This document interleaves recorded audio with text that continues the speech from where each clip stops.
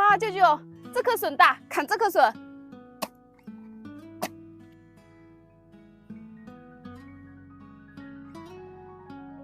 舅舅，你慢慢砍，不着急。姐，这么大笋怎么吃啊？你砍回家，我做给你吃就是了。好。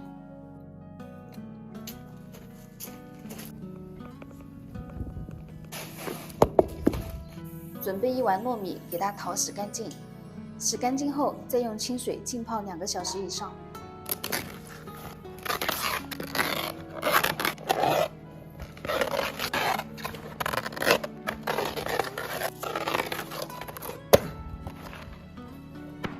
毛笋去壳后，再把它切成一个个小碗。再把这些竹丸洗干净备用。再来准备一点配菜，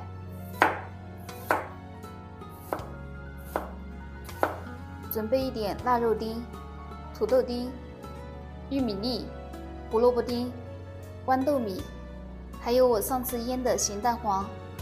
所有的配菜准备好备用。再把刚才泡好的糯米倒入大盆中，再依次加入刚才准备好的配菜。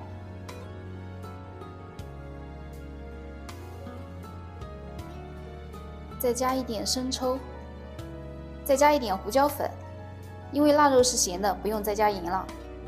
再把它们充分的抓拌均匀，然后把这个拌好的糯米装入这个竹碗中，中间再放一个咸蛋黄，上面再加一层。糯米不要装得太满，像这样就可以了。因为蒸的时候它会膨胀。全部装好后，我们再把这个竹碗放入蒸锅中，冷水开始下锅蒸，水开蒸1个小时左右就可以了。哇，好香好香，赶紧拿个给舅舅尝尝。哇，姐，这真的超好吃！我能不能给隔壁长官送一点啊？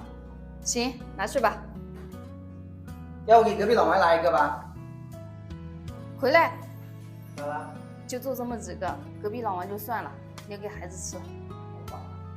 朋友们，这样做的竹筒蒸饭软糯咸香，特别的好吃。